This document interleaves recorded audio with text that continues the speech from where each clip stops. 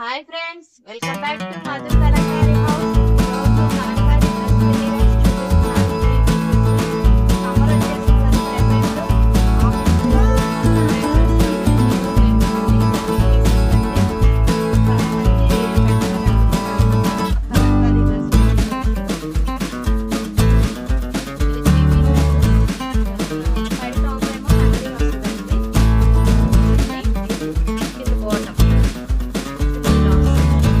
చాలా మంది అడిగారు.